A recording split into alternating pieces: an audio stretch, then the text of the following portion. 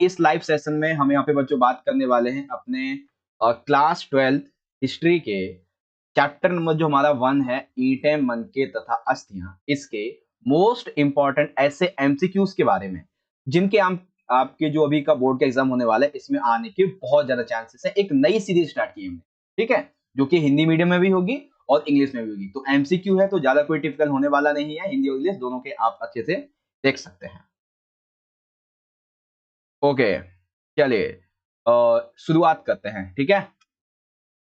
देखिए क्वेश्चन आपके सामने आता चला जाएगा, ठीक है, ऑप्शन भी आपके सामने आते जाएंगे और आपको मेरे आंसर देने से पहले बताना है या फिर मैं जैसे क्वेश्चन पढ़ूंगा तो आप उसका आंसर दीजिएगा, ठीक है। हमारे सामने क्वेश्चन है बच्चों, प्रश्न नंबर 1 है, सिंधु घाटी में एक नवीन सभ्यता की घोषणा कब और किसके द्वारा की गई? तो क्वेश्चन है आपके कि सिंधु घाटी में, ठीक है, एक नई सभ्यता है, ये घोषणा किसने की थी और कब की थी बेसिकली, ठीक है, बताएंगे जल्दी से। चलिए आपका ऑप्शन है दयाराम साहनी ने 1921 में, राखलदास बनर्जी ने 1922, जॉन मार्शल 1924 और कनिंघम ने 1887 में, ठीक है। ओके, चलिए अंशिका ए, यश ए, वेरी गुड, क्रेजी ए, अंशिका ए, वेरी गुड ए। देखते हैं, सिंधु घाटी में नवीन सभ्यता की घोषणा की बात की जा रही है, मतलब कि जिसने ये बताया था कि यहाँ पे सिंधु सभ्यता है, ये किसने किया था भाई? ए आया बच्चों का आंसर, बट ए नहीं है, ठीक है, धर्मेंद्र सी है, वेरी गुड। जॉन मार्शल इसका आपका राइट आंसर है, 1924 में इन्होंने ही सिंधु घाटी में एक नवीन सभ्यता है, हड़प्पा सभ्यता है, सिंधु घाटी सभ्यता जिसे कह सकते हो, उसकी घोषणा की थी इन्होंने, ठीक है। तो ये आपका ऑप्शन नंबर हो जाएगा यहाँ पे, ऑप्शन नंबर सी कंप्लीट है। सेकंड क्वेश्चन बच्चों, सिंधु सभ्यता को आखिर हम हड़प्पा सभ्यता क्यों कहते हैं? क्या रीजन है इसका कि हम सिंधु घाटी सभ्यता को हड़प्पा सभ्यता के नाम से भी जानते हैं, जो कि पॉपुलर है बहुत ज्यादा? तो रीजन क्या है इसका?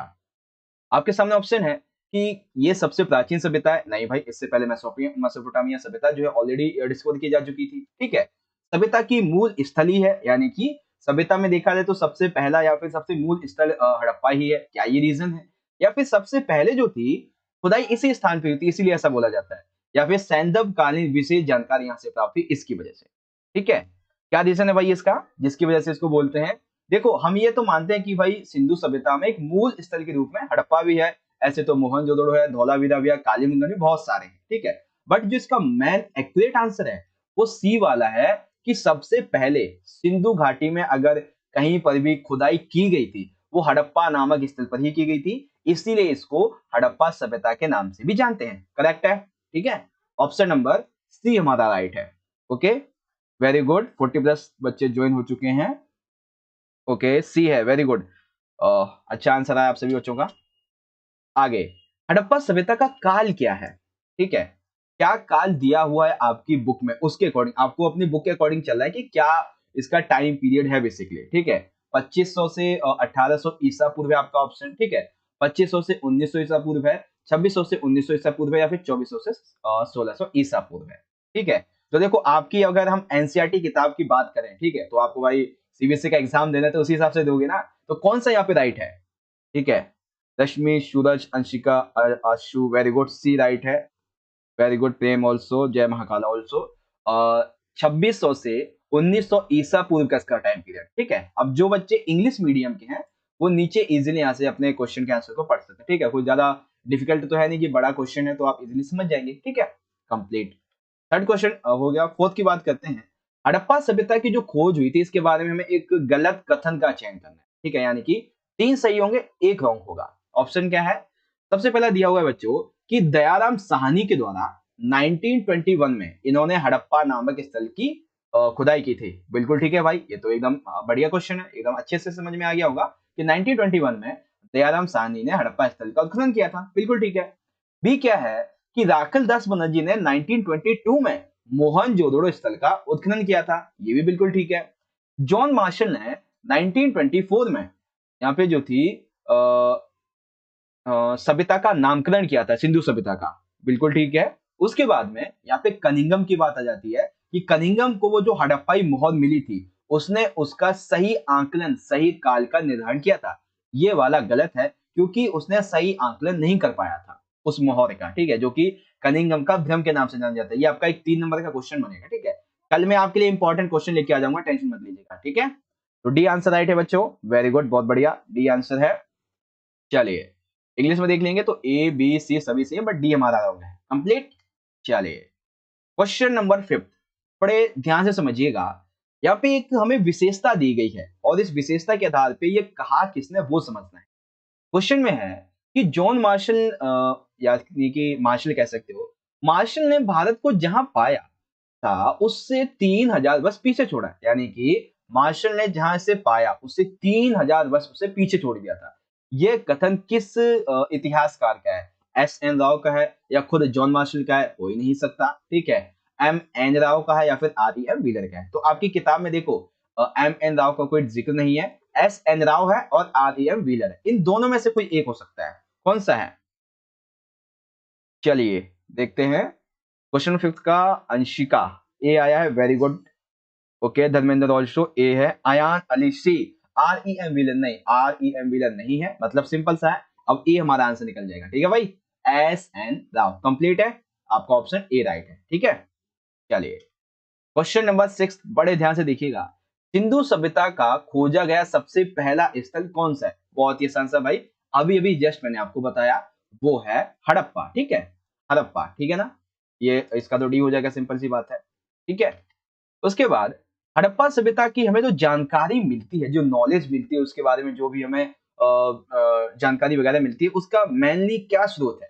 क्या हमें केवल जो धार्मिक ग्रंथ है हमें उनसे जानकारी मिलती है, केवल यहाँ से धातु के बर्तन पाए जाते हैं उनसे जानकारी मिलती है, या फिर उत्खनन से प्राप्त हुए अवशेषों से जानकारी मिलती है, या फिर मोनों से जानकारी मिलती है? देखो हमें धार्मिक ग्रंथ से भी जानकारी मिलती है, धातु के बर्तनों से भी जानकारी मिलती है, मोनों से भी जानकारी मिलती है, और उत्खनन में प्राप्त हुए अवशेषों सबसे जानकारी मिलती है।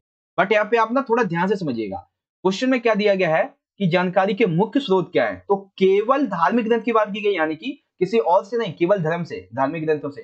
भाई ये गलत है, हमें मिलते हैं धार्मिक ग्रंथ से, आई नो, बट यहाँ पे केवल शब्द जुड़ गया ना, तो ये गलत हो गया। केवल धातु के बर्तन, धातु के बर्तन से मिलती है, बट यहाँ पे केवल शब्द जुड़ गया तो ये भी गलत हो गया, और केवल मोने ये भी गलत हो गया, ठीक है ना। ऑप्शन नंबर सी है, वेरी गुड। उत्खनन से जो भी हमें अवशेष प्राप्त होते हैं उन्हीं के आधार पे हम हड़प्पा सभ्यता के बारे में जानकारी को समझ पाते हैं, क्योंकि इसकी लिपि जो है इसे आज तक नहीं पढ़ा जा चुका है, इसीलिए that is the reason. Okay, option number C हो जाएगा, कंप्लीट है। ठीक है, हिस्ट्री की लाइव क्लास चल रही है, आ जाइए जो मैसेज कर रहे हैं, ठीक है। सीयूटी के बारे में देखेंगे, ठीक है। ओके, हड़प्पा स्थल किस नदी के तट पर स्थित है? ठीक है, कौन सी नदी पर यह स्थित है? बेसिकली सिंधु है, व्यास है, गंगा है, या फिर रावी नदी है? कौन सी नदी है बताइए जल्दी से। क्रेजी ए सिंधु नदी, नहीं सिंधु नदी नहीं है, ठीक है। ओके स्नेहा, रावी नदी, वेरी गुड। ओके ठीक है, डी आया है Sneha and okay okay crazy D. Suraj Gupta also D है, वेरी गुड, बहुत बढ़िया। डी राइट है इसका आंसर, रावी नदी। मुझे लग रहा था क्योंकि बच्चे ना सिंधु सभ्यता है तो मेनली सिंधु घाटी सभ्यता के मतलब सिंधु नदी के आसपास में ही होगी, बट नहीं, रावी नदी इसका राइट आंसर, ठीक है। विदाउट नहीं, option number D is right. Okay, आगे बात करेंगे क्वेश्चन नंबर 9। हड़प्पा सभ्यता की लिपि की विशेषता इनमें से नहीं है, तो यहाँ पे आपका 3 नंबर का एक जो क्वेश्चन है वो भी कंप्लीट हो जाए, ठीक है। विशेषताओं में क्या दिया गया भाई कि हड़प्पा की जो लिपि है, ठीक है, ये एक वर्णमाला लिपि है, बिल्कुल ठीक है बात भाई, ये एक वर्णमाला लिपि है। ओके, इस लिपि में 375 से 400 चिन्ह है, बिल्कुल ठीक बात है भाई, और हर एक वर्ण स्वर व्यंजन इस तरीके से होता है, ठीक है। उसके बाद दाई से ये बाई ओर लिखी जाती थी, ठीक है ना, यानी कि दाई से दैट मीन्स कि एक सेकेंड, हाँ, राइट टू लेफ्ट लिखी जाती थी। उसके बाद ये एक रहस्यमयी लिपि थी, तो अब आप समझ गए ना कौन सा गलत है।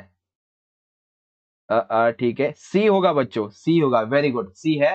दाई से बाई ओर लिखी जाती थी, यानी कि ये राइट टू लेफ्ट लिखी जाती है, जैसे हम नॉर्मली लिखते हैं, यानी कि हमारी जो आंसर शीट होते हैं ना, हम इस तरीके से लिखते हैं, ठीक है। यहां से लिखना शुरू किया और यहाँ पे लेफ्ट तक हम जाते हैं, बट जो हड़प्पन लिपि थी, हड़प्पन जो इंस्क्रिप्शन है, वो बेसिकली लेफ्ट टू राइट लिखे जाते थे, ठीक है, लेफ्ट टू राइट, इसीलिए, ठीक है ना, मतलब कि यहाँ पे जो सी वाला हमारा ऑप्शन होगा बच्चों, दाई से बाई ओर लिखना, ये रॉन्ग है, ठीक है। एकदम बढ़िया तरीके से सिंपल सिंपल से क्वेश्चन समझ में आ रहे होंगे आपको, और इंपॉर्टेंट भी है, बहुत ही बढ़िया बड़े क्वेश्चन लेके आए हैं आपके लिए। आगे, सिंधु सभ्यता की विशेषता इनमें से नहीं है, यानी कि सिंधु सभ्यता कह लो या फिर हड़प्पा सभ्यता कह लो, इस मामले में कौन सी यहाँ पे विशेषता एक जो है वो गलत है और बाकी की सभी सही है। तो पहला क्या है, सिंधु सभ्यता की जो लिपि है बच्चों, ये एक रहस्यमयी लिपि है। बिल्कुल ठीक बात भाई, ये रहस्यमयी लिपि है। माप तौल के लिए यहाँ पे बाटों का उपयोग किया जाता था, ठीक है, ग्राम या फिर किलो के हिसाब से, ये भी बिल्कुल ठीक है। नियोजित शहरी केंद्र थे, जैसे कि मोहनजोदड़ो हो गया, ये भी नियोजित था, बट यहाँ के लोग जो थे वो लौह तत्व यानी कि लोहे से परिचित नहीं थे, इसीलिए लोग युद्धों से और तलवार से परिचित थे, ये कहना गलत है। ठीक है, तो ऑप्शन नंबर डी राइट हो जाएगा। Very good Sameer. ठीक है, इश्लीना एंड अंशिका, स्नेहा, सूरज एंड विराट, तनिषा, किंग ऑफ एंड शवाज। Very good very good, D right है। बहुत बढ़िया बच्चों, बहुत बढ़िया। Shubham, Shubham, option number D is right. Very good. ये सिंधु सभ्यता की विशेषता नहीं है। अभी पता है मैं क्या करूंगा, आपकी जो सपोर्टिंग मटेरियल है ना, सपोर्टिंग मटेरियल 2022-23 की, उसमें जो क्वेश्चन दिए गए हैं आपके 10 से 12 एमसीक्यू, आपको वीडियो के एंड में मैं वो वाले भी करवा दूंगा, ठीक है, ताकि कोई एक भी आपके एमसीक्यू छूटे ना। कंप्लीट। क्वेश्चन नंबर 11 की बात करते हैं। अच्छा, लाइक शेयर सब्सक्राइब है क्या क्या? चलिए ठीक है, आप कर ही देंगे लाइक शेयर सब्सक्राइब। अच्छा लग रहा होगा, समझ में आ रहा होगा सारी चीजें, ठीक है। चलिए, हड़प्पा सभ्यता की कृषि के बारे में गलत का चयन कीजिए। ठीक है, तो हड़प्पा सभ्यता में जो कृषि हुआ करती थी, इस संबंध में इनमें से कौन सा कथन रॉन्ग है? चलिए देखते हैं। पहला कथन, यहाँ पे हलों का और बैलों का उपयोग किया जाता था। बिल्कुल ठीक है बात भाई, हलों का और बैलों का उपयोग किया जाता था। ठीक है, यहाँ पे दो फसलें उगाई जाती थी, क्योंकि हमें ऐसे जोते हुए खेत के साक्ष्य मिले हैं जिसपे जो हल होता है ना, वो लकीर खींचता है, वो इस समकोण पर है, 90 डिग्री के कोण पे, जिससे ये पता चलता है कि संभवतः यहाँ पे दो फसलों को उगाया जाता होगा। ठीक है, और सिंचाई के लिए यहाँ पे नहरों का और जलाशयों का उपयोग किया जाता होगा। बिल्कुल ठीक है बात भाई, तकरीबन 700, 800 में जलाशय मिले हैं और कुछ नहरों के अवशेष भी मिले हैं। ठीक है, अफगानिस्तान के सोतोगछी, तो हम समझ सकते हैं कि हाँ किया हो जाता है उपयोग। ठीक है, बट ये कहना कि भाई कटाई में लोहे के औजारों का उपयोग हो जाता है, ये गलत है, क्योंकि जब ये लोहे के धातु से परिचित ही नहीं थे, औजारों का कैसे उपयोग करेंगे, है ना। ये लकड़ी से बने और पत्थर की नुकीली धातु से बने उनके औजारों का उपयोग करें। ठीक है ना, मतलब सी वाला हमारा हो जाएगा। कंप्लीट है। चलिए, अगला क्वेश्चन नंबर 12, निम्नलिखित में से किस पर हड़प्पाई लिपि मिली है, यानी कि जो हमें हड़प्पा इंस्क्रिप्शंस हैं, हड़प्पा की जो लिपि है, जो भाषा बेसिकली, वो हमें किस पर मिली है? क्या ये हमें मोहरे, आभूषण और तांबे के औजारों पर मिली है? क्या ये तांबे तथा मिट्टी की जो लघु पट्टिकाएं हैं उस पर मिली है? क्या ये जो प्राचीन सूचना पट है इस पर मिली है? क्या ये सभी पर मिली है? ठीक है, बताइए आंसर जल्दी से, किस पर मिली है बेसिकली ये? Okay, very good. देखते हैं किस किस का आंसर सही है। Pragya, Virat, Akhil, Suraj, Sameer, Yash, Anshika, Dharmendra, Prem, Aman, Anshika, Tanisha. Very good, D आया, क्या बात है, बहुत बढ़िया।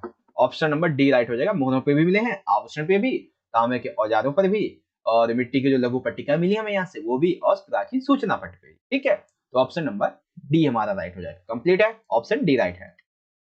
क्वेश्चन नंबर 13, हड़प्पाई मोहर जो होती थी बच्चों, ये किस धातु की बनी होती थी या फिर किस पत्थर से बनी होती थी? सेलखड़ी से, चट, लकड़ी या फिर कार्निलियन से? ठीक है, सेलखड़ी, चट, लकड़ी या फिर कार्निलियन, किससे बनी होती थी भाई हड़प्पाई मोहर? बताएंगे आंसर जल्दी से। ठीक है, ओके, ठीक है, ए आया है। Very good Tanisha, Pragya, crazy girl and, ठीक है, Virat, Manish. Okay, very good, बहुत बढ़िया। सेल खड़ी से बच्चों ये बनी हुई थी, किससे? सेल खड़ी से हड़प्पाई मोहर बनी हुई थी। कंप्लीट है। चलिए, क्वेश्चन नंबर हमारा 14 है, मोहनजोदड़ो किस नदी के पास में स्थित है? हाँ, अब आपने बताना है कि मोहनजोदड़ो किस नदी के पास में स्थित, बताओ जल्दी से। अभी मैंने हड़प्पा पूछा था, अब आपको मोहनजोदड़ो बताना है कहाँ पे स्थित है। ठीक है, क्या ये व्यास नदी पर है, सिंधु नदी, रावी नदी या फिर गंगा नदी पर स्थित है? बहुत बढ़िया, बहुत बढ़िया, बहुत बढ़िया बच्चों, बी राइट आंसर है आपका। बहुत अच्छे, बहुत अच्छे, बी है इसका, सिंधु नदी पर ये स्थित है। ठीक है, जो बच्चे हड़प्पा को बोल देते हैं ना यहाँ पे स्थित है, नहीं, यहाँ पे मोहनजोदड़ो स्थित है बेसिकली। ठीक है, तो आपका ऑप्शन नंबर बी राइट है। कंप्लीट। चलिए, क्वेश्चन नंबर 15, मोहनजोदड़ो की खोज कब और किसके द्वारा की गई थी? तो ये आंसर अभी अभी जस्ट मैंने आपको बताया। ठीक है, आपको थोड़ा सा समझना है फिर आपको आंसर दे देना है। तो 1921 में दयाराम साहनी ने किसकी खोज की थी भाई? दयाराम साहनी ने हड़प्पा स्थल की खोज की थी। ठीक है, फिर जॉन मार्शल ने तो 1924 में किया था, बट यहाँ पे 25 दिया, गलत है। तो यहाँ पे कौन सा होगा? सी है, बहुत बढ़िया। 1922 में राखल दास बनर्जी के द्वारा हड़प्पा सभ्यता की खोज की गई थी। ठीक है, मतलब हड़प्पा सभ्यता में जो मोहनजोदड़ो है इसकी खोज की गई थी। ठीक है, चलिए ऑप्शन सी है। 15 क्वेश्चन, मृतकों का टीला किस स्थल के लिए उपयोग किया जाता है? ठीक है, हड़प्पा सभ्यता में, सिंधु सभ्यता में जब हम बोलते हैं ये मृतकों का टीला है, तो ये किसके लिए उपयोग किया जाता है बेसिकली? क्या ये हड़प्पा स्थल के लिए है, मोहनजोदड़ो के लिए है, सोतका गैंडोर या फिर राखीगढ़ी के लिए है? किसके लिए है भाई ये? ठीक है, बहुत अच्छे, क्या बात है, बी आंसर आया है, वेरी गुड, बी है यहाँ पे। देखते हैं कितने बच्चों ने बी आंसर दिया है। Okay, Virat, Aman, Ishlina and Shubham, Prem, Poonam. अच्छा, सी दिया है, सी नहीं है, बी है भाई इसका। ठीक है, एंड आगे देखते हैं और भी बच्चों का आंसर आ रहा है, बी आ रहा है। बहुत बढ़िया बच्चों, बहुत बढ़िया। ठीक है, काफी अच्छा लगता है जब आप आंसर अच्छे अच्छे से देते हो। मैं आपको आंसर दिखा भी देता हूँ अभी, कौन से बच्चे क्या आंसर कर रहे हैं अभी पता भी चल जाएगा आपको। ठीक है, बी आ रहा है। ठीक है, ओके, आपको आंसर आई थिंक दिख रहा होगा अभी, है ना?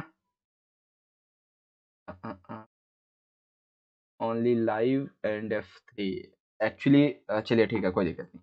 ओके, तो ऑप्शन नंबर बी राइट है इसका। कंप्लीट। आगे क्वेश्चन नंबर 17, मोहनजोदड़ो में कुओं की कुल संख्या कितनी पाई गई थी? तो अभी अभी जस्ट मैंने इसका आंसर आपको बताया था। कितने कुएं पाए गए भाई मोहनजोदड़ो में? जल्दी से बताइएगा। ओके, जल्दी से बताइएगा। तनीषा, सर आपने मेरा नाम नहीं लिया। देखिए, एक्चुअली बहुत से बच्चे हैं ना, तो मतलब 8 से 10 बच्चों का नाम हम एक एक करके लेते रहेंगे। ठीक है, टेंशन नहीं लेगा, नाम सबका आएगा जो भी आंसर देगा। ओके, वैसे भी आप पढ़ाई पे ध्यान दीजिए। ओके, चलिए, मोहनजोदड़ो में कितने कुएं पाए गए थे? 700। बहुत बढ़िया बच्चों, 700 पाए गए थे। ऑप्शन नंबर ए हमारा राइट हो जाएगा। बहुत बढ़िया, ए राइट है। कंप्लीट। आगे क्वेश्चन नंबर 18, आवासीय भवनों के उदाहरण कौन प्रस्तुत करता है? यानी कि जहां से मेनली हमें आवास रहने के योग्य मिलते हैं, ठीक है ना, वो जो साक्ष्य मिलते हैं वो कहां से मिलते हैं? दुर्ग से, निचले शहर से, माल गोदाम या फिर स्नानागार से? कहां से मिलते हैं बेसिकली? ठीक है, बताएंगे जल्दी से। ओके ओके ओके, ठीक है ठीक है ठीक है, बी आया है, निचले शहर से। बहुत अच्छे बच्चों, बहुत अच्छे। ऑप्शन बी है हमारा, निचले शहर से में प्राप्त हुए। ठीक है, ऑप्शन नंबर बी है lower city. Complete. Question number 19, Hindu सभ्यता की जो सबसे विशिष्ट, सबसे महत्वपूर्ण जो पुरावस्तु है वो कौन सी है? जो सबसे विशिष्ट मानी जाती है, सबसे इंपॉर्टेंस दी जाती है जिसको, वो कौन सी है भाई? ओके, चलिए, लोहे के हथियार? नहीं, लोहे के हथियार नहीं है। ठीक है, ओके, सी आया है आंसर बच्चों का। बहुत बढ़िया, सी आया है। ठीक है, तनिषा शर्मा, बी नहीं, इसका बी नहीं है, इसका हड़प्पाई मोहर आपका सी वाला राइट आंसर हो जाएगा। ठीक है ना, सी राइट आंसर हो जाएगा। ओके, वेरी गुड, सी आया बच्चों का, बहुत बढ़िया। आगे इंग्लिश में आपका जो हरपन शील है यानी कि मोहर थी वो आ जाएगा। स्नानागार के संदर्भ में असत्य कथन का चयन कीजिए। यानी कि वो जो स्नानागार थे वहां पे, ठीक है ना, इसके बारे में आपका एक 8 नंबर का बहुत बड़ा प्रश्न भी बनेगा। तो असत्य कथन हमें यहाँ पे चयन करना है कि कौन सा है। ठीक है, देखिए क्या दिया गया बच्चों, कि आंगन में ये जो स्नानागार था ये बना हुआ होता था। कहाँ पे? आंगन में। और कैसा होता था? आयताकार होता था, जो कि चारों ओर गलियारे से घिरा हुआ होता था। पहली पहली विशेषता समझ में आ गई।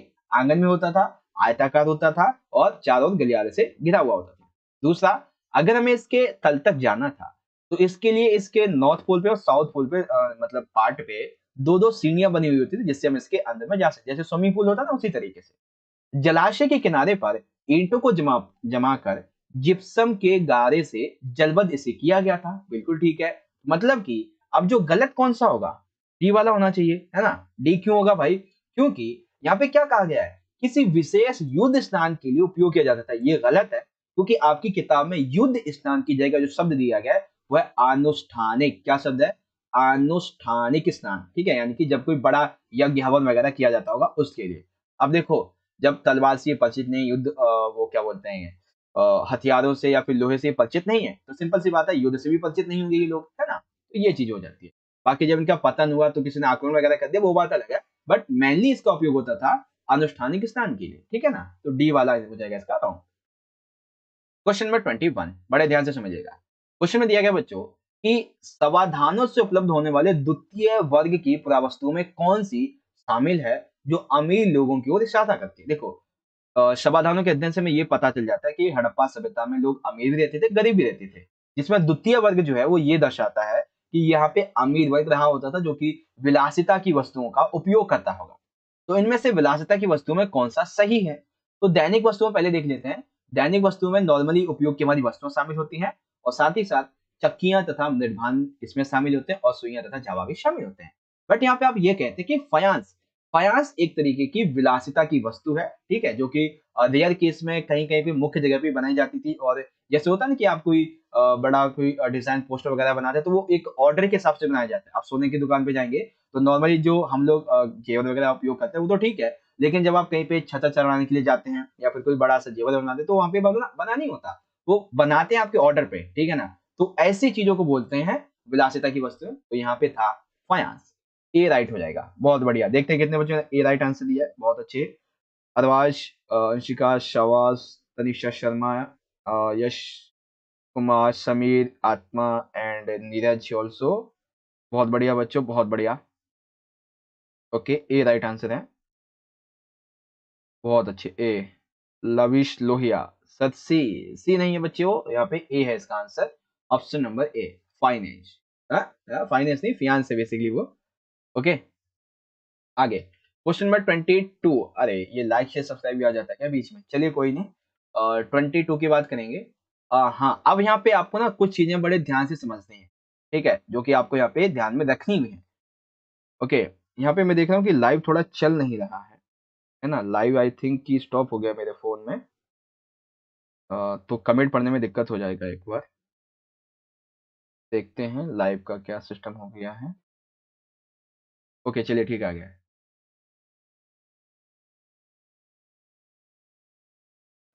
ओके चलिए, अब देखो यहाँ पे आपको एक चीज मैं समझाता हूँ। आपके पेपर में हड़प्पा सभ्यता के स्थल के बारे में कुछ ना कुछ क्वेश्चन आपसे पूछे ही पूछे जाए, ठीक है। तो ध्यान से समझिएगा। हाँ हाँ, ये ठीक है। अंशु क्वालिटी हाई कर लो अगर अगर साफ नहीं दिखाई दे रहा है। Very good. चलिए देखो, हड़प्पा के बारे में, हड़प्पा स्थल था कहाँ पे, उत्खनन वर्ष और निर्देशन। देखो आपके पेपर में जो मेनली यहाँ पे उत्खनन वर्ष की बात पूछी जाएगी वो दो स्थल की होगी। एक तो हड़प्पा की और एक जो मोहनजोदड़ो है, इसके बारे में बस इन दो की आएगी। बाकी ये तो आपकी एक्स्ट्रा नॉलेज के लिए मैंने लिखा हुआ है, एक टेबल सा बनाया हुआ ना इसीलिए, ताकि जिसको आगे देखना है वो देख सकते हैं, ठीक है। अब आपके मैप में भी ये मैन जो नाम मैंने लिए हैं ना, ये आएंगे आपके मैप में भी। मैप की अलग से वीडियो मैं आपके लिए लेके आ जाऊंगा। अभी यहाँ पे समझो कि वर्तमान में कौन सा कहां पर है, बड़े ध्यान से, ठीक है। तो हम पहले बात कर लेते हैं पाकिस्तान की, ठीक है। पाकिस्तान में कौन कौन से हैं, ठीक है। यहाँ पे मैं लिख देता हूँ बच्चों, पाकिस्तान, ठीक है। तो पाकिस्तान में सबसे पहले तो आपको जो सबसे फेमस जगह वो याद रखनी है, हड़प्पा, ठीक है। हड़प्पा पहली क्या है, हड़प्पा। दूसरी है मोहनजोदड़ो, दूसरी है मोहनजोदड़ो। कोटदीजी भी यहीं पे आ जाता है, के यानी कि कोटदीजी। उसके बाद सुत्का कैंडोर, ये भी यहाँ पे आ जाता है, ठीक है। ये बलूचिस्तान पाकिस्तान में है, तो ऐसा जाएगा इसके लिए। चहुंदड़ो ये भी वहीं पर है, यानी कि CH लगा देंगे इसके लिए। और उसके बाद में पाकिस्तान में और क्या है, बस ये चीज है। तो पाकिस्तान में 5 जगह है, ठीक है, हड़प्पा स्थल की, वो याद रखेंगे। कौन कौन सी, आंख बंद करके, हड़प्पा, मोहनजोदड़ो, सुत्का कैंडोर, कोट दीजी और चहुंदड़ो। बस ये 5 जगह हैं मेनली आपके पेपर के पॉइंट ऑफ व्यू से, ठीक है, कोई दिक्कत नहीं। 5 है बेसिकली। आप इन तरीके से इन वर्ड को कंबाइन कर सकते हो। अब भारत में मेनली 3 से 4 राज्य हैं हमारे अभी करंट के, जहां पे ये ज्यादातर देखे जाते हैं हड़प्पा स्थल। कौन कौन से, इनको ध्यान से समझो। पहला हमारा गुजरात है, दूसरा राजस्थान और तीसरा हरियाणा है, ठीक है। और एक छोटा सा उत्तर प्रदेश में भी आ जाता है, ठीक है। तो पहले हम गुजरात की बात कर लेते हैं कि गुजरात में कौन कौन से हैं। तो याद रखो बच्चों, गुजरात में सबसे पहले यहाँ पे आ जाएगा रंगपुर। सबसे पहला गुजरात में रंगपुर है। फिर दूसरा नंबर पे लोथल है। और तीसरे पे है आपका सुरकोटदा। और चौथे पे है आपका यहाँ पे धौलावीरा। और उसके बाद में यहाँ पे आ जाता है, एक सेकेंड, इसमें से एक जो है वो आई थिंक हरियाणा में है, ठीक है। रंगपुर, लोथल, सुरकोटदा और धौलावीरा, इनमें से कौन सा हरियाणा में बताओ जल्दी से। राखीगढ़ी मैन नहीं है, हाँ वो मैं ऐड करना भूल गया, मैन है वैसे वो, ठीक है ना, मैं यहाँ पे ऐड करना भूल गया, ठीक है। जल्दी से बताओ यहाँ पे, यहाँ पे अच्छा राखीगढ़ी, ठीक है। राखीगढ़ी हरियाणा, हाँ ये तो रहा, नीचे लिखा हुआ है भाई, राखीगढ़ी कहाँ है, ठीक है। धौलावीरा, धौलावीरा हरियाणा में है। जल्दी से बताओ, क्या धौलावीरा हरियाणा में है? जल्दी से बताओ। Okay Kapil, very good, yes yes. Sumit Giri, no sir. Okay, चलिए अभी धौलावीरा के बारे में मैं आपको थोड़ा आगे समझा दूंगा, ठीक है। नहीं वैसे ठीक है, हाँ ये सब गुजरात में ही है। हरियाणा में दो स्थल है, एक आपका राखीगढ़ी आ जाता है, और एक जो कालीबंगन का थोड़ा सा भाग है ना वो भी आ जाता है, ठीक है। कालीबंगन का भी राजस्थान में भी है और हरियाणा, दोनों के बीच में आ जाता है बेसिक, ठीक है। चलो गुजरात में याद रखेंगे, रंगपुर, लोथल, सुरकोटदा और धौलावीरा। इसमें से मैप में आपको तीन याद रखने हैं, लोथल, सुरकोटदा और धौलावीरा, ठीक है। और साथ ही यहाँ पे जो है कालीबंगन राजस्थान में, हरियाणा में बनावली और राखीगढ़ी आ जाएगा, ठीक है। तो एक एक करके अब आपके थोड़े माइंड को टेस्ट करते हैं, क्वेश्चन को देखते हैं कि कहां तक आप समझे। बड़े ध्यान से समझिएगा, ठीक है। ओके, अच्छा ये इंग्लिश में आ जाता है, दो जो बच्चे इंग्लिश मीडियम के हैं वो यहाँ से पढ़ लेंगे अपना, ठीक है। क्वेश्चन को देखिएगा, हरियाणा में स्थल स्थित जो स्थित स्थल है वो कौन कौन से हैं। हरियाणा में जो स्थित है वो बताने हैं आपको, ठीक है। हरियाणा में दो थे, अभी आपको बताया था, एक था बनावली, एक था राखीगढ़ी, और धौलावीरा गुजरात में, ठीक है ना। तो ऑप्शन कौन सा होगा, डी हो जाएगा। बहुत बढ़िया बच्चों, ऑप्शन नंबर हमारा डी हो जाएगा, ठीक है। सारे स्थल मैंने आपको दिखा दिए, अब प्रैक्टिस कर लेते हैं एक बार स्थलों की कि कौन सा कहां पर है। कंप्लीट है, डी राइट है, बहुत बढ़िया बच्चों, डी राइट हो जाएगा, ठीक। अगला स्थल देख लेते हैं, गुजरात में स्थित स्थल कौन से हैं, ठीक है। तो अभी अभी हमने क्या पढ़ा था, ध्यान से देखिएगा, गुजरात में लोथल और धौलावीरा है, रंगपुर और सुरकोटदा है, लेकिन बनावली और राखीगढ़ी ये कहां पे भाई, ये हरियाणा में है ना। तो मतलब क्या हुआ, इसका भी ऑप्शन नंबर डी हो जाएगा, ठीक है। इसका भी ऑप्शन नंबर डी हो जाएगा, बहुत बढ़िया बच्चों, ऑप्शन नंबर डी हो जाएगा, बहुत बढ़िया। एक और दो दोनों सही है, ऑप्शन नंबर डी, ठीक है। दो तीन क्वेश्चन और आएंगे आपके, उसके बाद में हम आगे बढ़ेंगे।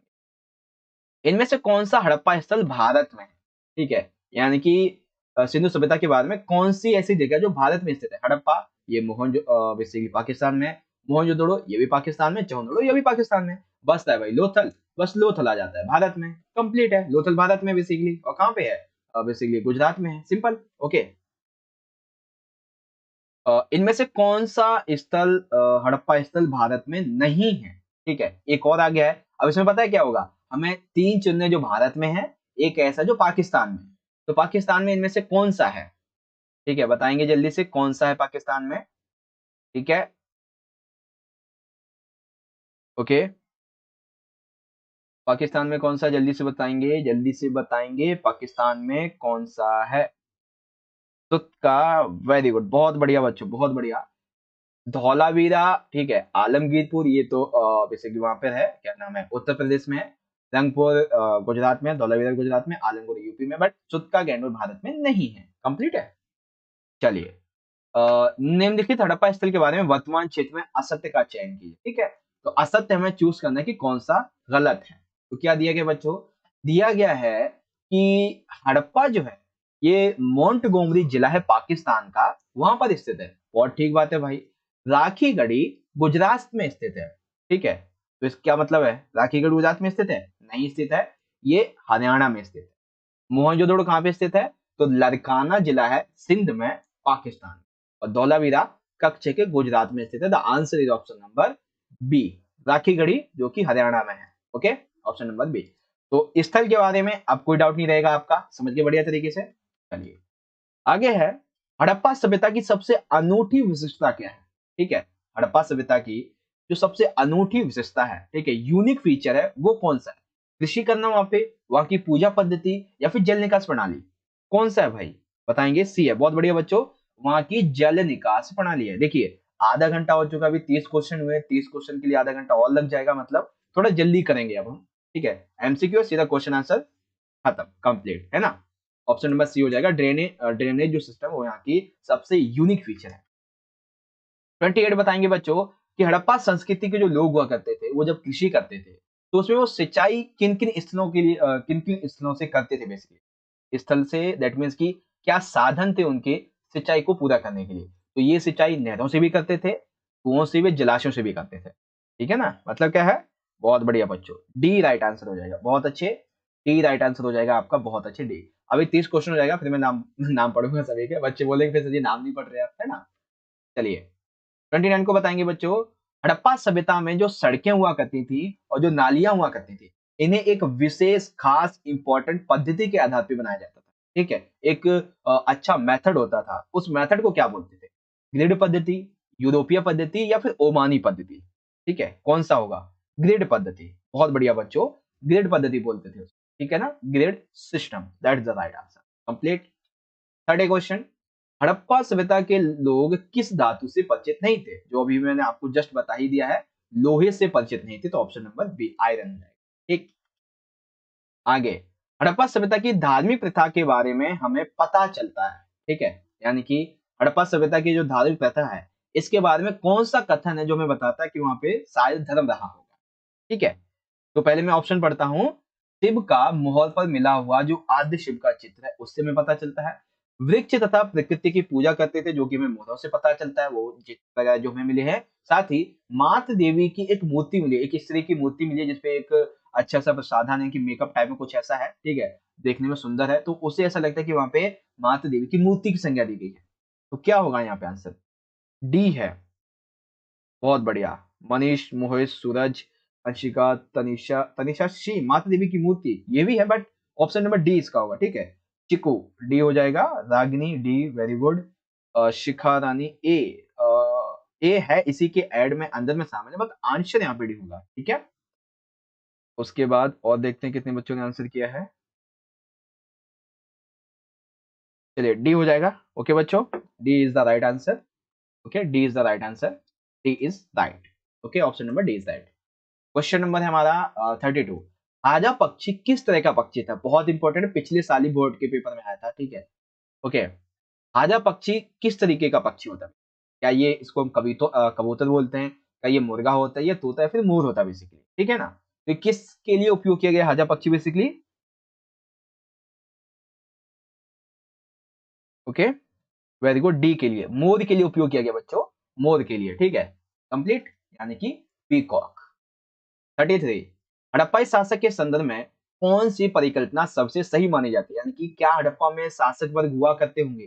तो इस मामले में कौन सा यहाँ पे जो मत है वो सही में देखता है? यहाँ पे एक ही राजा होता था, यहाँ पे शासक नहीं हुआ करते थे, और तीसरा एक नहीं बल्कि कई शासक होते थे। तो एक क्या है, ये शासक थे ही नहीं, दूसरा शासक थे, कोई एक ही था, और तीसरा कि शासक बहुत सारे थे, हर एक एरिया का अपना अलग अलग था।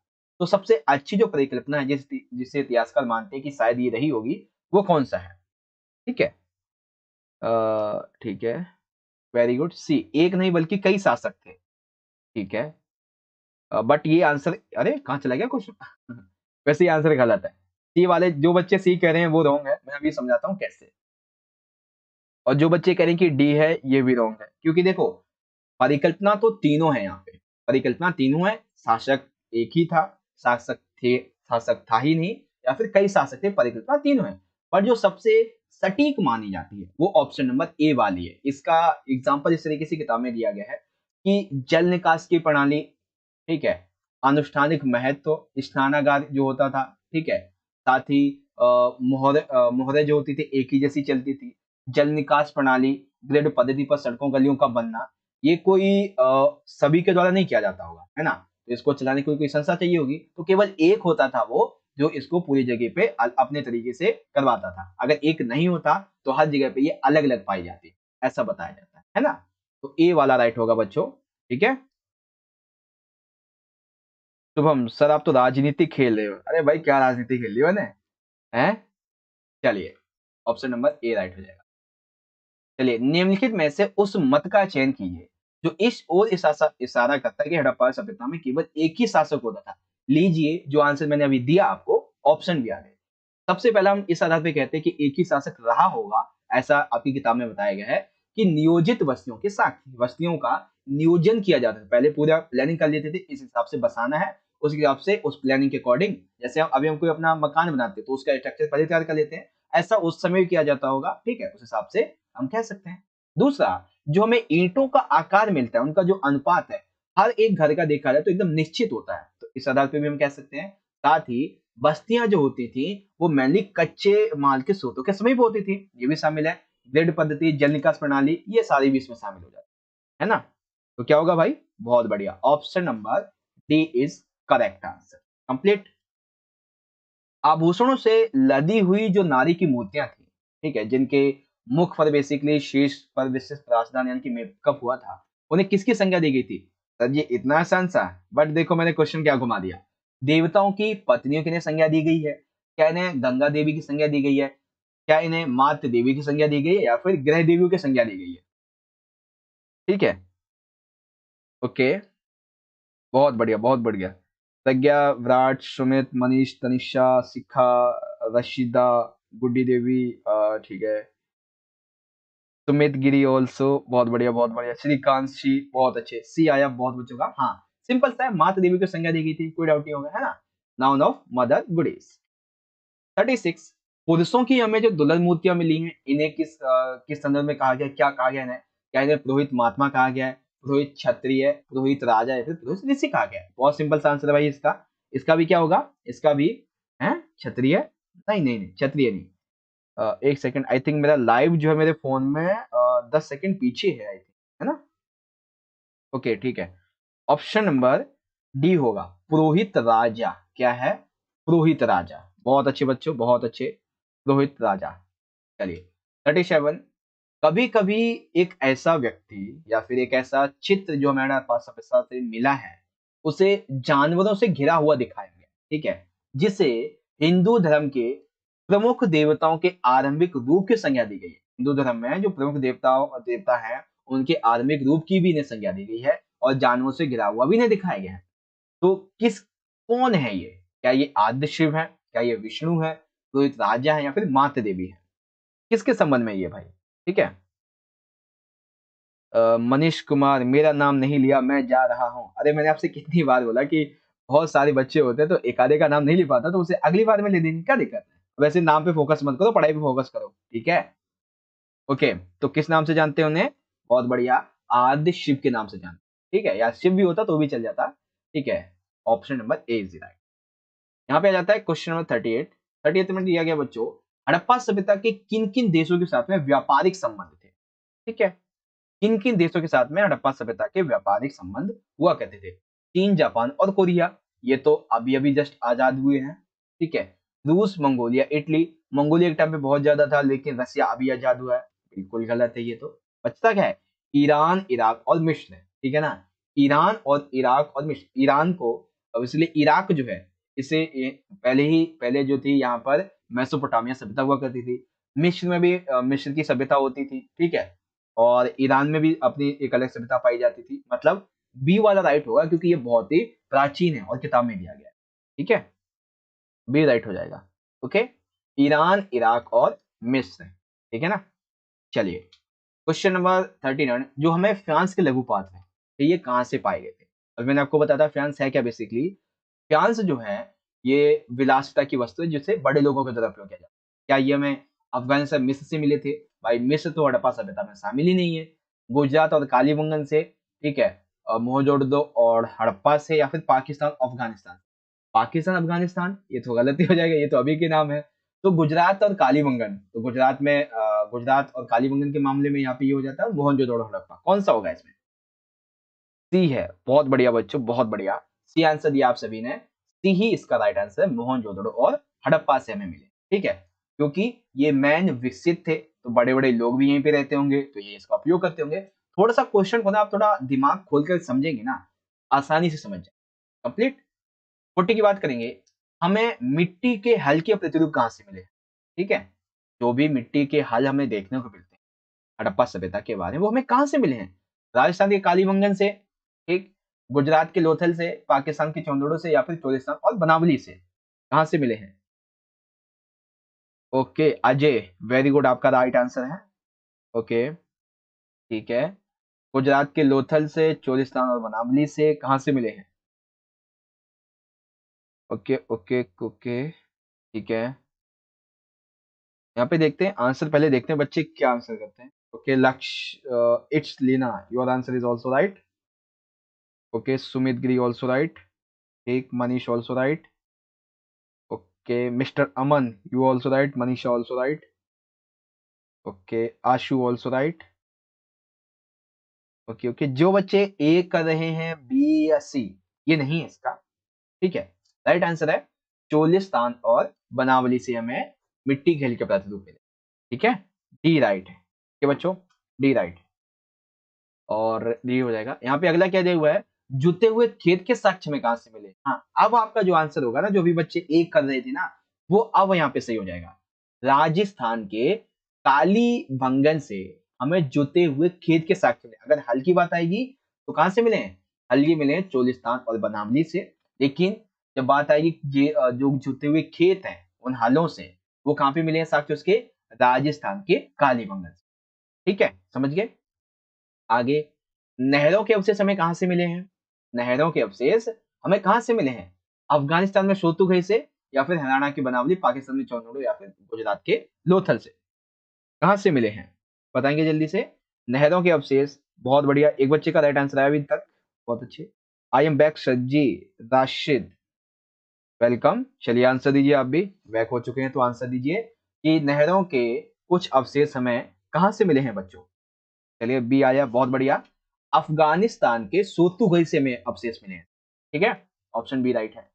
आगे बात करें, हमें निम्नलिखित में से सही का मिलान करना है। ठीक है, तो अब आपके सारे क्वेश्चन एक ही साथ में डाउट क्लियर हो जाएंगे, क्योंकि कई बच्चों को लग रहा होगा कि हम भूल गए फिर देखना पड़ेगा। चलिए मैं आपका डाउट क्लियर करता हूँ। एक तरफ स्थान है, एक तरफ विशेषता है। चोलिस्तान और बनावली, मैंने क्या बताया, क्या कौन से यहाँ से मिले हैं? यहाँ से मिले हैं हमें मिट्टी के हल्के प्रतिरोध। ठीक, दूसरा है राजस्थान का कालीबंगन, यहाँ से हमें जुते हुए खेत के प्रणाम।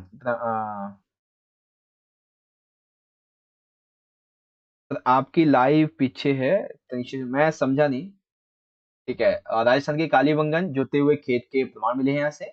अफगानिस्तान से क्या मिला भाई? तो अफगानिस्तान से हमें नहरों के अवशेष मिले हैं, अफगानिस्तान में शोतुगई से मिले। ठीक, और धौलावीरा से हमें जलाशय के अवशेष मिले हैं। ठीक है ना? तो अब आपने कोर्स पढ़ ही लिए होंगे, आंसर दे दिया होगा आपने, है ना? ए है सर जी इसका, बहुत बढ़िया बच्चों, ए है यहाँ पे, बहुत बढ़िया। ए राइट हो जाएगा, पहले का बी है, दूसरे का सी, तीसरे का डी, चौथे का ए हो जाएगा। कंप्लीट है। चलिए क्वेश्चन नंबर 40, अच्छा इंग्लिश में आ गया क्या? चलिए इंग्लिश में देख लेना, यहाँ पे इसका ए है, मतलब इसका बी, इसका सी, इसका डी, और इसका हो जाएगा आपका ए वाला part. Option number A is the right, correct है। अगला क्वेश्चन, क्वेश्चन है यहाँ पे, लाइक शेयर किया या नहीं किया? चलिए आगे बढ़ेंगे। मेसोपोटामिया के लेखों में नाविकों का देश किसे कहा गया है? ठीक है, मेसोपोटामिया के जो लेख हमें मिले हैं, ठीक है ना, उसमें नाविकों का देश किसे कहा गया बेसिकली? क्या मगान को कहा गया है? ऑप्शन नंबर ए है। मिस्र को कहा गया है, हड़प्पा को कहा गया है, फिर मिलुआ को कहा गया है? किसको कहा गया भाई मेसोपोटामिया में बेसिकली? ठीक है, नाविकों का देश, बताएंगे जल्दी से। और एक बार मैं अपने लाइव को दोबारा से ओपन करके देख लेता हूँ, अगर कोई डाउट होगा तो पता चल ही जाएगा, है ना? चलिए देखते हैं। बी आ रहा है बच्चों का आंसर, बी आ रहा है, मिस्र नहीं, मिस्र नहीं है।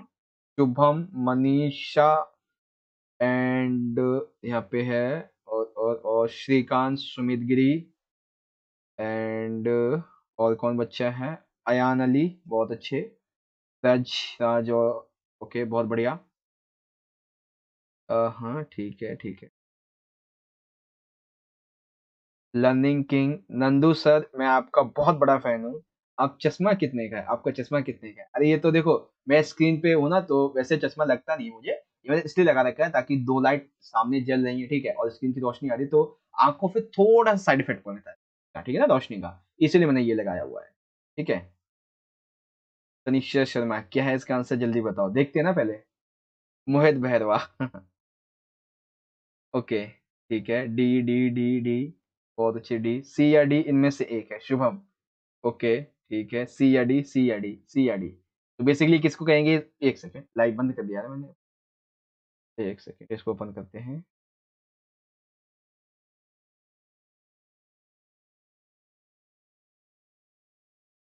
ठीक है, इसका आंसर है बेसिकली यहाँ पे, जल्दी से बताएं। ओके, डी है सर, डी है सर। ओके, डी है, डी है, डी है, डी है। हाँ बहुत बढ़िया, डी है इसका।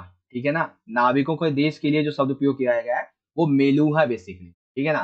मेसोपोटामिया के लेख में जो मेलुहा शब्द है वो नाविकों के देश के लिए उपयोग किया गया, ठीक है ना। मेलुहा शब्द का उपयोग हुआ है नाविकों के देश के लिए, ठीक है। मेलुहा शब्द का उपयोग किया गया है नाविकों के देश के लिए, कंप्लीट है। चलिए, ओमान के लिए किस शब्द का उपयोग किया गया है? ओमान के लिए, तो ओमान के लिए सभी को पता होगा, ओके, ओमान के लिए सभी को पता होगा भाई, कौन सा होगा? मगान, नागेश्वर, पाकिस्तान। सिंपल सी बात है, ये मगान ही है ओमान के लिए, है ना। जो देखो सभी को लगता है कि एकदम इजी है, उसमें सीधा समझा के आगे बढ़ूंगा। जो लगेगा ट्रिकल है उसे मैं आपसे पूछूंगा, है ना। निम्नलिखित में से क्या शिल्पकार के अंतर्गत नहीं आता है? शिल्पकार करने में कौन सा शामिल नहीं है? तो मन के बनाना शामिल था, कृषि करना शामिल नहीं था या था, बताना है, ठीक है ना। धातु कर्म और संख की कटाई, मोहर और बाट बनाना। तो ध्यान रखो, यहाँ पे मन के बनाना, धातु कर्म, संख की कटाई, मोहर और बाट, ये सभी एक ही कैटेगरी में आ जाते हैं। कृषि अलग हो जाता है, ठीक है ना। तो बी राइट आंसर हो जाएगा। बहुत बढ़िया बच्चों, कृषि करना ये इसका राइट आंसर हो जाएगा। कंप्लीट है। To farming. 47, 1980 के दशक में हड़प्पा के कब्रिस्तान में जो उत्खनन हुआ था, ठीक है, वहां पे एक पुरुष के खोपड़ी के पास में हमें कुछ स्थितियां, मतलब कुछ चीजें मिली थी, वो कौन सी थी? क्या हमें इस पुरुष के वो खोपड़ी थी, यानी कि सर था, उसके पास से संघ के 3 छल्ले मिले थे, जैस्पर के से मन के मिले थे, या फिर तांबे के दर्पण, या फिर सभी मिले थे में से? ठीक है ना। तो क्या मिला था यहाँ से भाई? डी। बहुत ही बढ़िया। अजय दे एक सेकेंड, अजय है, सुमित, रशीद, इश्लीना एंड वर्षा। अंकित कुमार, आपका बहुत बहुत धन्यवाद। रनिंग किंग, जय हिंद सर, जय हिंद, जय हिंद। ओके, चलिए बहुत बढ़िया, डी राइट आंसर है। उपरोक्त सभी is the right answer, all of the above. Complete. Question, एक सेकंड, एक सेकंड, हाँ ठीक है। शिल्प उत्पादन केंद्रों की पहचान में वहां मिलने वाली वस्तुओं पर निर्भर करती थी, शामिल कीजिए। यानी कि अभी हमने देखा कि शिल्प उत्पादन केंद्रों में होता क्या है। तो कोई भी इतिहासकार कैसे पहचानता है कि ये जो पर्टिकुलर प्लेस है, जो जगह है, यहाँ पे शिल्प कार्य किया गया होगा, मन के औजार वगैरह बनाए गए, कैसे पता चलता है? क्या वहां से प्रस्तर पिंड या फिर पूरे शंख मिले होंगे तो पता चल जाता है? तांबा अयस्क, या फिर उसको बनाने के लिए, मन का बनाने के लिए जो कच्चा माल होता था वो मिला होगा, या फिर उनमें उपयोग किए जाने वाले जो औजार होते थे या फिर छोटी मोटी वस्तु होती थी वो मिला होगा। ठीक है, कौन सा आंसर होगा? डी है। बहुत ही बढ़िया बच्चों, डी है। बहुत बढ़िया, बहुत बढ़िया। Pragya, drawing alone, Yash, Shameer and Tanisha, Jiya, Yash, Sumit Giri, बहुत अच्छे। Option number D is correct answer. Complete है। मन के बनाने के निर्माण में क्या उपयोग में लाया जाता था? ठीक है ना, क्या उपयोग में लाया जाता था भाई? तो क्वार्टज और सेलखड़ी उपयोग में आता था, ठीक है। तांबा, कांसा और सोना ये भी उपयोग में आता था। कालिनियन जो कि अच्छा सा पत्थर था, महंगा होता था, और जैस्पर ये भी शामिल होते, है ना। कौन सा आंसर है? डी आंसर हो जाएगा बच्चों। उपरोक्त डी ये वाला राइट आंसर है, तो option number D, all of the complete. चलिए सर, मैंने तो आंसर नहीं दिया, आंसर नहीं दिया। देखिए अब जल्दी जल्दी में स्क्रॉल हो जाता तो नाम आ जाता तो क्या करें, है ना। चलिए, मनका बनाने के लिए किस पदार्थ का प्रयोग किया जाता था? अभी देखिए हमने एक छोटा सा देखा कि क्या उपयोग किया जाता था नॉर्मली, जिसमें पत्थर, तांबा, धातु सब आ गए थे। अब हम एक कैटेगरी डिवाइड देख लेते हैं कि कैसे कैसे। तो कैटेगरी के हिसाब से पत्थरों में सबसे पहले आ जाता है बच्चों पत्थर। तीन चार तरीके के उपयोग होते थे। एक कार्नियल पत्थर उपयोग होता था, बहुत महंगा होता था। जैस्पर और क्वार्टेज ये भी होते थे। और सेलखड़ी, सेलखड़ी वही पत्थर है जिससे हड़प्पा की जो मोहर थी वो बनाई जाती थी, है ना, ये इसमें शामिल है। तो कौन सा? ये भी ठीक हो गया। धातु में तांबा, कांसा और सोना ये भी शामिल है। अगर लोहा आ जाता तो गलत हो जाता, लोहे से पच्चित थे, मतलब अपचित थे। अन्य में आ जाता है यहाँ पे शंख, फायांस तथा पकी हुई जो ईंटें थी इनका भी उपयोग हो जाता था। बिल्कुल ठीक है, डी राइट है। नेट खत्म बाय अमित। नेट खत्म, अरे थोड़ा बहुत बचा के रखा करो यार नेट, लाइव के लिए। सारा नेट रील देखने में बिता देते हो क्या? है, आज वीडियो नहीं आई वैसे भी, ठीक है। समीर डी है, वेरी गुड। सुमित गिरी डी है, बहुत अच्छे, डी है। आगे बात करते हैं, क्वेश्चन 51। मन के बनाने की प्रक्रिया में शामिल नहीं है, ठीक है। मन के तैयार करने की जो प्रक्रिया थी उसमें कौन सा शामिल नहीं है यहाँ पे? बताएंगे जल्दी से। दिया गया है मन का जब बनाया जाता है तो उसके लिए सबसे पहले क्या करते हैं कि पदार्थ जो भी होता है, बहुत सारे पदार्थ अभी हमने देखे, तो उसकी पहले क्या करते हैं, पहले घिसाई करते हैं, ठीक है। उस पहले आकार देते हैं, उसके बाद में उसके घिसाई करते हैं, जैसे गोल चाहिए, चकोर चाहिए, उस हिसाब से। दूसरा, आकार दे दिया, घिसाई कर दी, फिर हम उसके ऊपर में चित्र बनाते हैं, और चित्र बनाकर उसको पॉलिश करते हैं फिर। और पॉलिश करने के बाद में छोटे छोटे औजारों से उसके अंदर सूक्ष्म छिद्र कर देते हैं, ठीक है, जैसे कि माला में पिरोकर, एक धागे में पिरोकर माला बनाकर उसे पहना जा सके, ठीक है ना। तो कौन सा राइट आंसर है? डी राइट है बच्चों। अंत में मनकों को पूर्ण जांच करना, ये शामिल इसमें नहीं होता है, ठीक है, क्योंकि भाई अंत में मनकों को पूर्ण जांच करना नहीं, अंत में क्या होता है, अंत में माला धागे में माला मतलब धागे में मन के जब वो डाल के और माला तैयार कर दी जाती है बस, लेकिन जांच ना करना ये गलत है, क्योंकि जांच की जाती है, ठीक है, पूर्ण जांच की जाती है, कहीं खराब तो नहीं है, इसलिए डी इज रॉन्ग, ठीक है ना। Not check the mind at the end. 52, पुरातत्वविदों ने किस क्षेत्र से मिले साक्ष्यों को गणेश्वर जोधपुरा संस्कृति का नाम दिया है? ठीक है नितिन, हाँ देखो लाइव क्लास है तो वाईफाई तो चाहिए ना भाई, ठीक है, हाँ वो बात अलग है कि अभी 5G नहीं है, 4G है अभी फिलहाल के लिए, ठीक है, और 5G लगवाएंगे बहुत जल्दी, है ना। तो गणेश्वर जोधपुरा संस्कृति का नाम बेसिकली किससे दी किस स्थल से मिली संस्कृति को दिया गया है?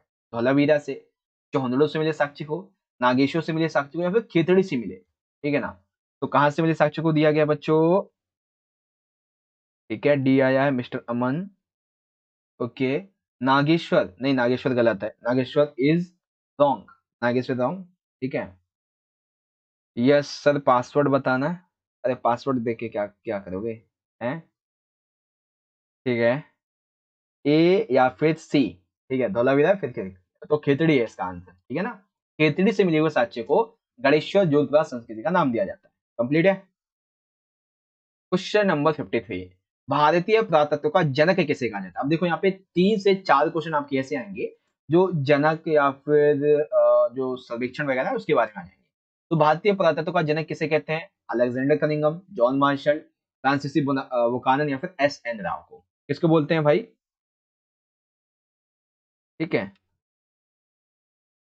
ओके, बताएंगे जल्दी से, भारतीय पुरातत्व का जनक किसे कहा जाता है? ए है, बहुत बढ़िया, बहुत बढ़िया, अलेक्जेंडर कनिंघम, ऑप्शन नंबर ए अलेक्जेंडर कनिंघम। कंप्लीट है। चलिए देखिए अभी आपको क्या समझ में आया कि भारतीय पुरातत्व का जनक कौन है। दूसरा क्वेश्चन क्या है? 1861 में भारतीय पुरातत्व सर्वेक्षण के पहले डायरेक्टर जनरल बने। आपसे देखो क्वेश्चन ऐसे पूछा सकता है, भारतीय पुरातत्व के सबसे पहले जनरल डायरेक्टर कौन थे, या फिर 1861 में कौन से भी थे? देखते हैं, John Marshall, Alexander Cunningham, R.E.M. William, या फिर M.N. राव, कौन थे भाई? अब इस क्वेश्चन का आंसर थोड़ा सा आपके लिए कठिन होने वाला है। क्या है आंसर? है, मैं तो सोचा कठिन है, बच्चे तो आंसर दे रहे, क्या बात है, हैं? बहुत बढ़िया, बहुत बढ़िया, बी राइट है, अलेक्जेंडर कनिंघम, अलेक्जेंडर कनिंघम, बहुत बढ़िया बच्चों, हैं? डी कौन है? Shrikant, D M.N. राव नहीं, पहली बात तो M.N. राव का जिक्र ही नहीं आपकी किताब में, S.N. राव का जिक्र है, ठीक है ना, M.N. नहीं, S.N. Okay, B is right answer. A होगा सर जॉन मार्शल, नहीं जॉन मार्शल थोड़ा सा एक बार मैं भी ध्यान देता हूँ, 1924 में इन्होंने बेसिकली किया था हड़प्पा सभ्यता की घोषणा। उससे पहले रेजिना कनिंघम थे जिन्होंने माहौल का गलत आकलन किया था, ठीक है, बी ही राइट है बच्चों, ठीक है, ओके, सही है, बी राइट है, ओके। अब देखो जो बच्चे अभी कह रहे थे ना कि जॉन मार्शल होगा, उनके बारे में ये वाला सही है कि 1924 में भारतीय पुरातत्व सर्वेक्षण के डायरेक्टर जनरल कौन थे। अभी जो बच्चे कह रहे थे ना कि जॉन मार्शल है, उसका यहाँ पे आंसर मिलेगा आपको, 1924 में जॉन मार्शल भारतीय पुरातत्व सर्वेक्षण के डायरेक्टर जनरल थे, ठीक है। तो अब यहाँ पे आपको मिलेगा ना, सर सही से नहीं दिख रहा है भाई, सही से अगर नहीं दिख रहा है तो अपनी फोन की क्वालिटी को बढ़ाइए, आपको समझ में आ जाएगा अच्छी तरीके। कंप्लीट है। आगे 1944 में, अब 1944 में आपको समझना है कि कौन थे भारतीय पुरातत्व सर्वेक्षण के, 1944 में कौन थे, ठीक है ना। अब यहाँ पे बच्चे थोड़े कंफ्यूज हो जाएंगे, है ना। आपके सामने ऑप्शन है S.N. राव का, जॉन मार्शल का, दयाराम साहनी का, और R.E.M. व्हीलर का। तो आप S.N. राव को एक सेकेंड, S.N. राव, ठीक है, जॉन मार्शल को आप देख ही चुके हैं, 1924 में बने थे, ओके। शुभम सर जी, मेरे तो 240 पी में बढ़िया दिख रहा है, अच्छी बात है। देखते हैं जो S.N. राव, नहीं बच्चों S.N. राव नहीं है, ठीक है, मैं कह रहा था यहाँ पे बच्चे थोड़ा सा डाउट में आ जाएंगे, ठीक है, 1944 के बारे में, है ना, वही हुआ वही हुआ। अभी तक 5-7 बच्चों ने आंसर राइट दिया है, ठीक है। डी या ए सूरज, डी या ए, एस एन राव भी नहीं है, ठीक है। अब आप समझ गए, जब एस एन राव नहीं, जॉन मार्शल ने, तो दयाराम साहनी हो सकते हैं, नहीं। और answer is D, R E M Wheeler, जिन्होंने 36 इकाइयों का कुछ वैसा सीन था ना कि खुदाई वगैरह का, तो वो भी मैं आपको आगे बता दूंगा, बट आंसर डी हो जाएगा, आर ई एम व्हीलर, ठीक है। अनएक्सपेक्टेड आंसर है। चलिए, इंग्लिश में है, ठीक है। The story of Indian archaeology, इसके लेखक कौन है, ठीक है। The story of Indian archaeology, इसके लेखक कौन है, बेसिकली कौन व्यक्ति इसके लेखक। ओके, शुभम, इसका नाम तो पहली बार सुना है, पहली बार सुना है। इस व्यक्ति के बारे में ना, जो मैं आपको बताया हूँ, आर एम व्हीलर, इसके बारे में 8 नंबर का क्वेश्चन भी बनेगा आपके पेपर में, ठीक है, आया हुआ है 2-3 बार में। ये बेसिकली जब हड़प्पा सभ्यता की खुदाई होती है, तो उस मामले में 36 इकाई, मतलब जैसे टीले के हिसाब से हम खुदाई करते हैं, और एक होती है कि घाटी घाटी की खुदाई कर लेते हैं, ठीक है। तो उस हिसाब से खुदाई को कौन सी करनी चाहिए, कौन सी नहीं करनी चाहिए, खुदाई कैसे करनी चाहिए, क्या रणनीति अपनानी चाहिए, उस मामले में इनका पॉइंट है। जब आपका वो किताब का जो लास्ट पेज होता है ना, वहां पे आपको जाके देखोगे ना, तब आपको समझ में आएगा ये, ठीक है ना। काफी इंपॉर्टेंट है, नाम पहली बार सुना है आपने, है, ठीक है। हाँ, करवा देंगे करवा देंगे, 8 नंबर के क्वेश्चन आएंगे तो आपको करवा देंगे, ठीक है। इंपॉर्टेंट क्वेश्चन की वीडियो कल से आ जाएगी आपकी, ठीक है। पहले हम छोटे छोटे क्वेश्चन कर लेंगे 3-3 नंबर वाले, फिर 8-8 नंबर के लिए आपकी अलग से वीडियो ले आएंगे, ठीक है। चलिए, the story of Indian archaeology के लेखक कौन से हैं, बताएंगे जल्दी से, कौन से हैं। एस एन राव है, एम एन राव है, चंद्रशिवा राव है, या फिर दयाराम शाहनी है, कौन है भाई इनके लेखक। ये मैंने आज पेपर में भी लिया था, ठीक है। ओके, ठीक है, ऑप्शन नंबर ए है बच्चों, एस एन राव, ये the story of Indian archaeology के लेखक हैं, option number A is correct. Now move, पुरास्थल के स्तर विन्यास को किसने अनदेखा किया था, ठीक है। लीजिए, पुरास्थल के स्तर विन्यास को किसने अनदेखा किया था।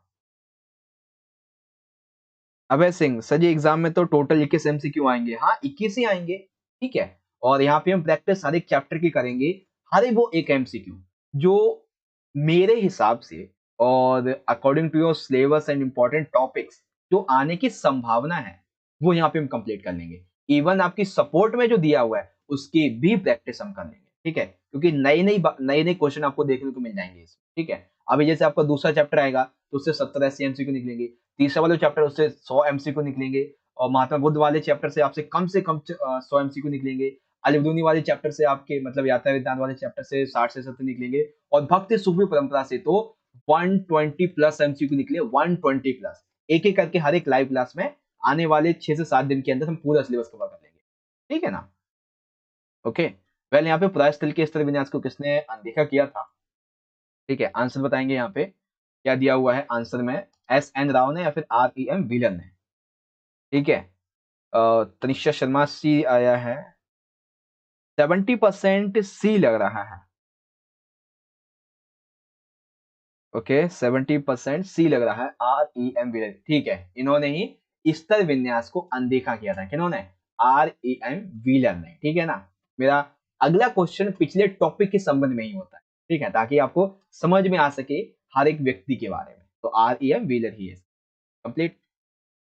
निम्नलिखित में से किसने समान क्षैतिज इकाइयों के आधार पर खुदाई की बजाय टीले के स्तर विन्यास का अनुसरण करना सही समझा था। अब देखो, एक तरफ हमने क्या देखा, एक तरफ हमने देखा कि जिसने स्तर विन्यास को किसने अनदेखा किया, किसने अनदेखा किया, आर ए एम व्हीलर ने स्तर विन्यास को अनदेखा किया, ठीक।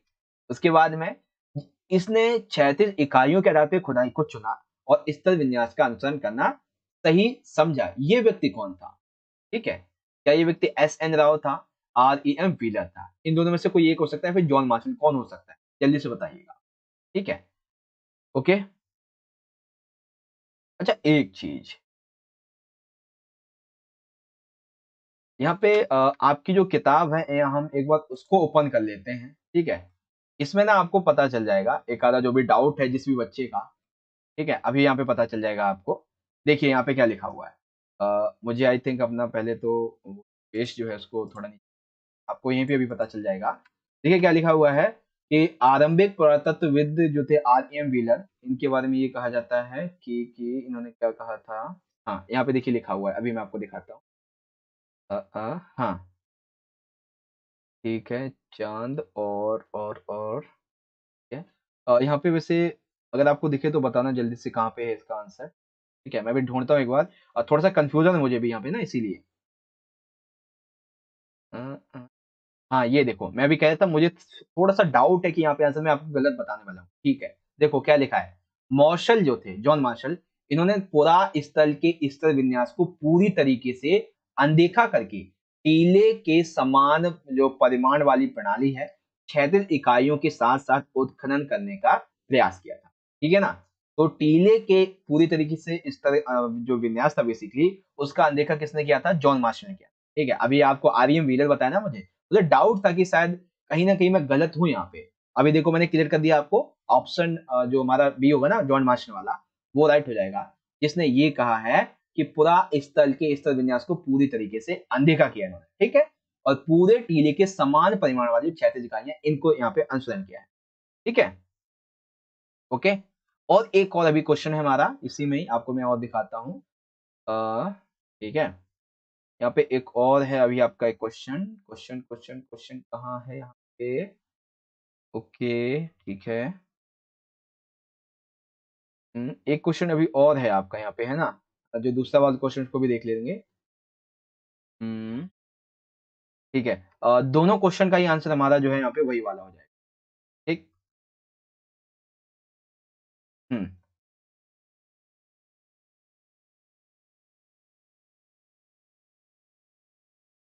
सही समझा, एक बार देख लेते हैं।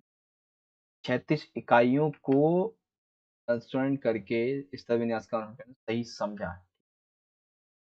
जॉन मार्शल और 1 मिनट रुकिए बच्चों, मुझे थोड़ा सा डाउट है ना, इसीलिए मैं आपको पूरा समझा दूंगा। बस 1 मिनट रुक जाइए आप, ठीक है, ताकि मैं कंफर्म कर लूं।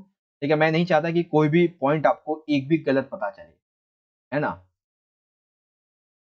ओके, देखते हैं। आर.ई.एम. व्हीलर है, यहाँ पे ये हो जाता है।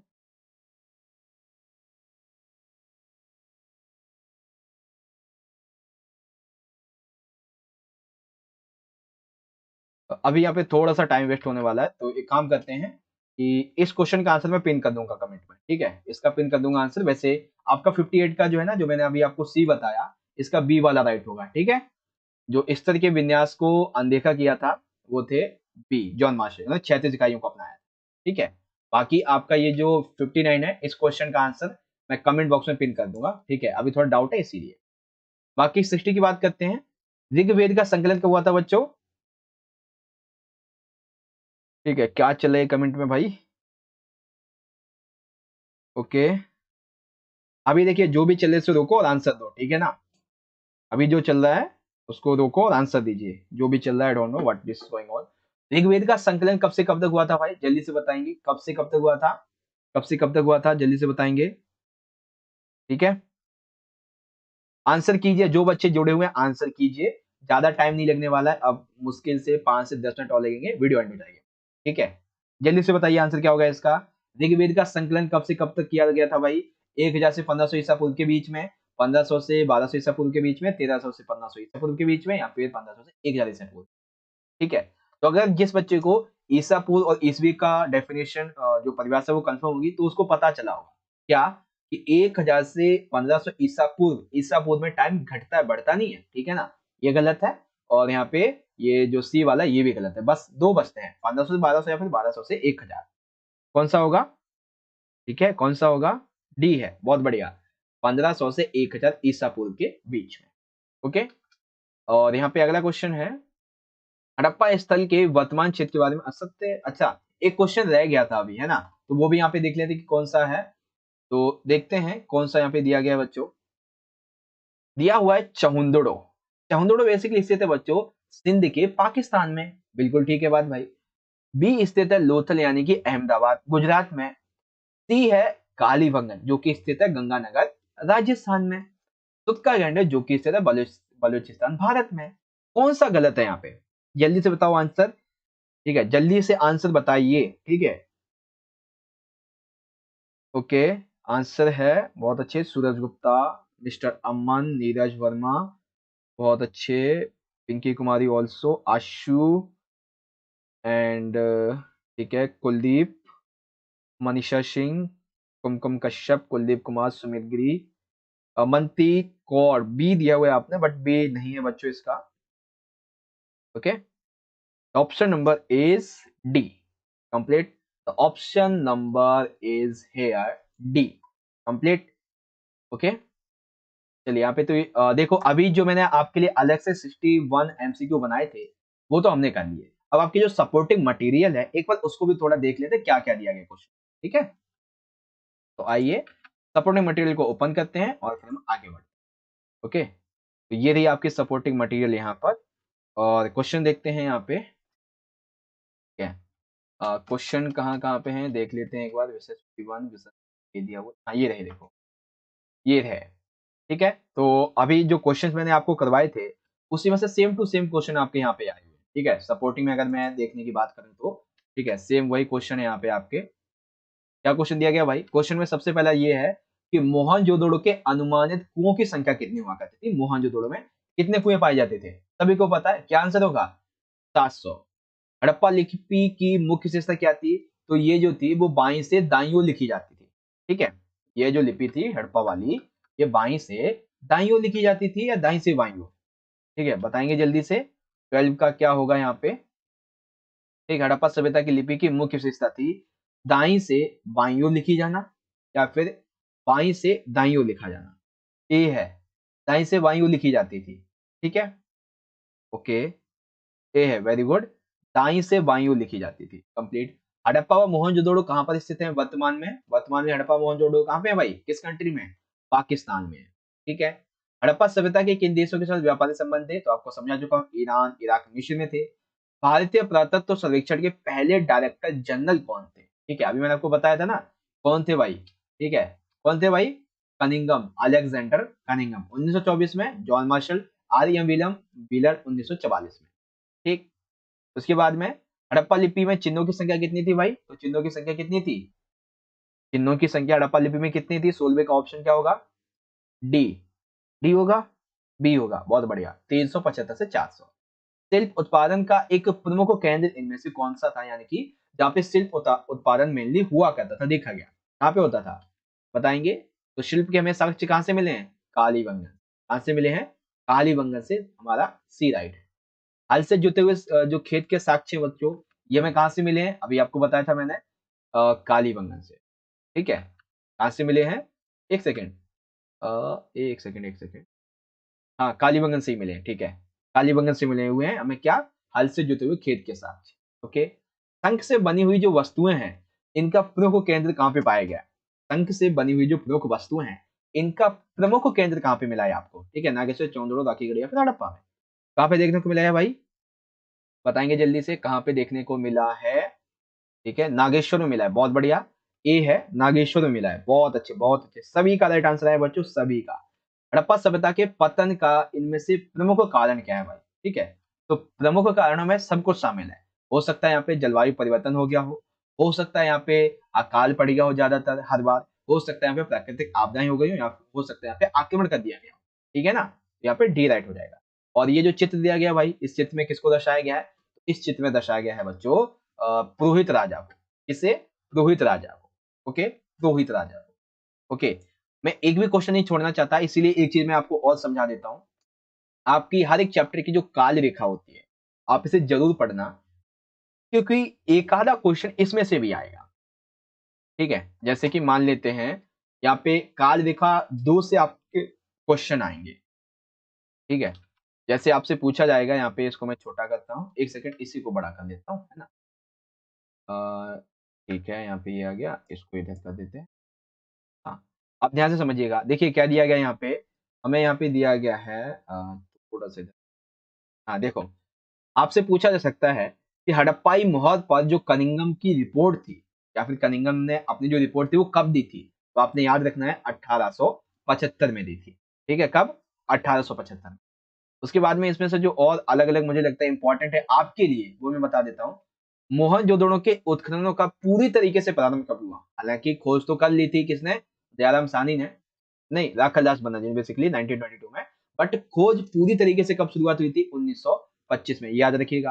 ठीक है, साथ ही आपको याद रखना है कि यहाँ पे और क्या आ जाएगा, हाँ हाँ, ये वाला और याद रखना है आपको, एक आर ए एम व्हीलर के द्वारा हड़प्पा में उत्खनन कब शुरुआत किया गया था? 1946 में। और एक ही अमेरिका वाला, अमेरिकी दल द्वारा हड़प्पा में उत्खनन का आरंभ 1986। इनमें से आपको कोई भी पूछा जा सकता है, याद रखिए। ठीक है, तो ये हो गया हमारा कंप्लीट यहाँ पे आज की इस वीडियो का पूरा पार्ट। और यहाँ पे हमने डिस्कस कर लिया है अपना आज का ये पूरा का पूरा सेशन। ठीक है, जिसमें आपको हमने टोटल 60 प्लस जो इंपॉर्टेंट एमसीक्यू थे वो मैंने आपको बहुत अच्छे तरीके से समझा दिया। ठीक है, अब आपको आज का ये सेशन अच्छा लगा, एंजॉय किया हो, तैयारी अच्छी हो गई हो चैप्टर 1 की एमसीक्यू की, तो वीडियो को लाइक करना ज्यादा से ज्यादा, अपने ग्रुप में या फिर फ्रेंड सर्कल में शेयर कर दीजिएगा। ठीक है, ताकि वो भी इससे ज्वाइन होकर और तैयारी कर सके। ठीक है, बाकी आपसे देखो कल की क्लास दो टाइम पे होगी, दो टाइम पे, कल की नहीं डेली बेसिस पे आपकी लाइव क्लास है हिस्ट्री की। एक होगी 2 बजे, एक 2 बजे होगी, ठीक है, और एक होगी आपकी 9 बजे। एक क्लास 2 बजे, एक क्लास 9 बजे। एक क्लास 2 बजे रहेगी आपकी और एक क्लास रहेगी 9 बजे। दो क्लास होगी डेली बेसिस पे 7 से 8 दिन आपकी हिस्ट्री की, क्योंकि हिस्ट्री की तैयारी हम बहुत बढ़िया करेंगे। ठीक है, समझ गए? यश कुमार सर जी 7 बजे प्लीज। 7 बजे, 7 बजे एक्चुअली 7 बजे मैं वीडियो डाल दूंगा आपके सैंपल क्वेश्चन पेपर या फिर इंपॉर्टेंट क्वेश्चन वाले। ठीक है, लाइव रात को लेंगे क्योंकि रात के टाइम सभी फ्री होते हैं। ठीक है, और लाइव में इंटरेक्ट करना होता है एक साथ में, तो एकदम शांत माहौल और फ्री चाहिए होता है ना, तो इसीलिए हम रात का 9 बजे का सीन हमने अच्छा रखा है। ठीक है, कुमकुम कश्यप सर जी 7 बजे की क्लास ले लो। 7 बजे मैंने एक पोल डाला था, ठीक है ना, तो पोल पे तो मेनली बच्चे यही करे थे कि सर जी 9 का और 2 का टाइमिंग आपका, ठीक है, उस हिसाब से मैंने तय कर लिया इसको। ठीक है, ओके, बाकी चलिए, आपसे मुलाकात होगी अगली वीडियो में, अगली लाइव में, जो कि कल होगी 2 बजे, और एक वीडियो सुबह 10 बजे आएगी आपकी सैंपल पेपर की। सुबह 10 बजे सैंपल पेपर पार्ट 2 आ जाएगा आपका, उसको देख लीजिएगा, उससे भी तैयारी अच्छी हो जाएगी। 8-8 नंबर के क्वेश्चन, सॉल्व वाले, मैथ वाले, उसकी तैयारी आपकी उससे हो जाएगी। ठीक है, बाकी मिलते हैं आपसे अगली वीडियो में, तब तक के लिए आप पढ़ते रहिए और अपना बहुत अच्छे से ख्याल रखिएगा। बहुत बहुत धन्यवाद। जय हिंद, वंदे मातरम।